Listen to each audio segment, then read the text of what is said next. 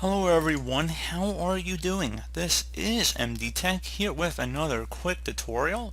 In today's tutorial, I'm going to show you guys how to hopefully resolve if you're coming across an error when attempting to install an application on your computer where it says installation ended prematurely because of an error.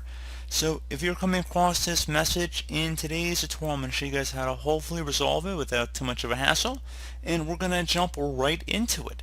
And we're going to start by opening up the start menu. Just left click on the start button one time. Type in services. Best match should come back with services right above app. So go ahead and left click on that to open up services.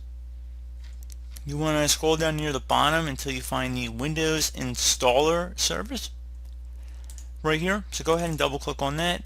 If it's stopped, you want to start it. If it's already started, you want to just select the restart the service option up here. So you either want to start it or restart it.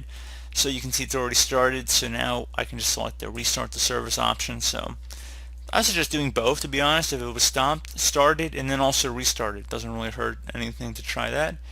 So another thing you can try would be to close out of here, open up the start menu, type in CMD.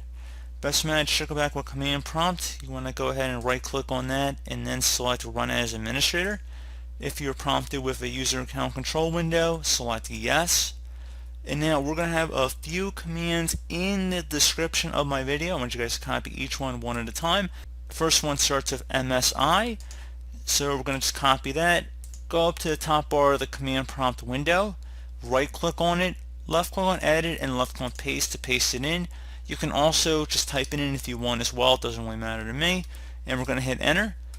Next one, we're going to be registering it again. So we're just going to copy the second command. Again, that starts with MSI as well. And paste that into the command prompt. So we're going to paste it in, hit enter. And now you should be able to attempt to restart the Windows installer service by initiating whatever program application you were running before. And hopefully I would have been able to resolve the issue.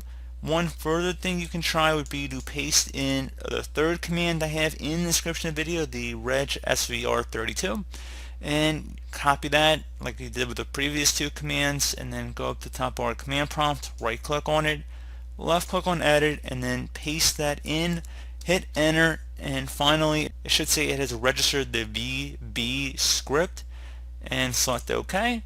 Once you're done with that, close out of here, restart your computer, and hopefully that should be about it. So as always, thank you guys for watching this brief tutorial.